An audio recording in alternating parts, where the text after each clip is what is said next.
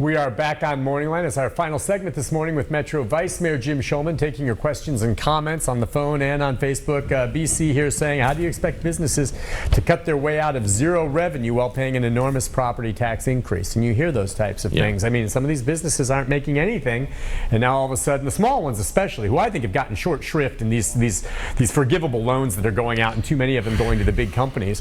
But I really sympathize with the small businesses, and they're like, wait a second, you're going to hit me with this property tax increase on top of the fact that I have zero revenues right now? Well, we were talking before, 60 Minutes on Sunday, and the first segment is about people, going broke, and I mean, it's horrible. And then the second segment was about farm subsidies that are going to the bigger farms based upon the story.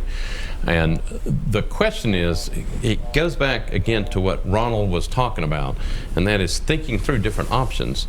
But how do we fix some of this stuff? How do we make it so that, if the federal government is going to send money through down here that is supposed to be aimed at small businesses, why do the big businesses get them? And the small businesses don't. That's not the way it's supposed to work. That has to be fixed.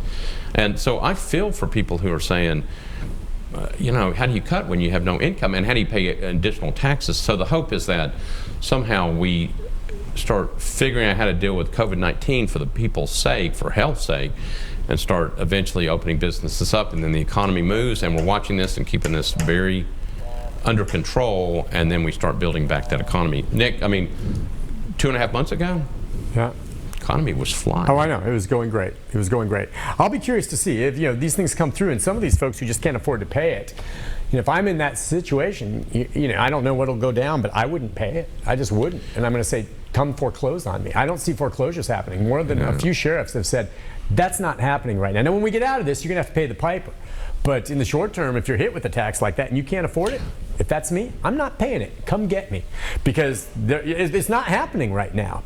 It's just too tough a situation for people. And the sheriffs have said they are not serving foreclosure warrants right now on homes or anything. And I think that's the right thing to do, at least for the moment. So we'll see. Let's go next to Diane. Diane, good morning. What's your question, Diane? Yes, good morning, Nick. Hi. First, I just want to make this comment that instead of trying to figure out how to do it, try figuring out a new way to do it. See, we're in a new time now, so we can't always do things the old way. We need to become a little bit more inventive. When people are laying in their homes and they're scared to go out their doors, the last thing they want to hear is that their property taxes may go up, because right now they're too fearful of becoming ill. And then secondly, what I'd like to ask, if anybody knows this, maybe a psychiatrist knows it or something, why are these people not wearing masks? I had to go into the Dollar General store the other day to pick up a few items. I didn't want to go in there. And they got the little tape lines and stuff on the floor and everything. But people were just walking around because it was so nice and beautiful outside. They were just walking around with no mask on, no gloves on. We've all been out, Jim, and I've seen it. So Diane, watch the council meeting tonight. Or I would encourage you to watch it. There's the bill on second reading by, I think, Councilmember Stiles that requires people to wear masks. So you see the debate that goes on, and if you're watching national news or local news, there's a debate going on. People going like, "You can't tell me what to do." I was like, "Okay, I understand that, but we want you to be safe. You can't tell me what to do." So I understand exactly what she's saying. People need to be careful. If people want to open our economy and our country back, get it back open, people need to be careful so we can keep it open.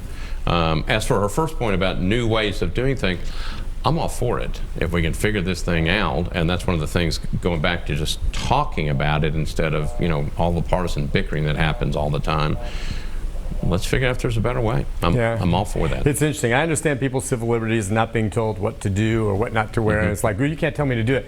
Last I checked, you pretty much have to wear pants when you go out during the day. Go ahead and try that and see what happens. So, I mean, there's reasonable arguments. And you know what? You can be told. You're coming into my house, you're wearing a mask. If not, you're not coming over. And there's nothing you can do about it. You want to walk around the street without a mask, there's nothing I can do if you're in a public place. If you want to go into a restaurant or a store that has a sign posted to please wear a mask, if you don't, they can politely ask you to leave. And you got to get your butt out of there. You don't have to shop there if you don't want to. So there's plenty of places where we can tell you exactly what to do, okay? But on your own time, in your own home, with your own friends, in public places, and that is indeed your choice. But to say, well, you can't tell us, I don't want to wear a mask. Well, you know, we have to wear pants. I'm not walking around naked downtown. There's all kinds of limits along those ways. It's funny. People have these different lines. I really do not want to get a story with you. No, I'm wearing my pants. But we do want to be careful. I mean, I really do want to get back to, if not the new normal, or not to the complete normal, back to a new normal. But you know, it'd be nice to be able to do the things that we want to do. But like I keep saying, we're all in this thing together, so everybody needs to do what they're supposed to do so we can get back to that normal or new normal. Jim, thank you for coming on, my friend. We'll see you again next week as you stay safe and stay healthy, all right? Thank you, you too. Thanks for coming on. We'll take a break. I'll be back to wrap things up with a programming note about a show I know many of you will want to tune in for. It gets real busy, so I'll tell you about that coming up for tomorrow. Stay with us.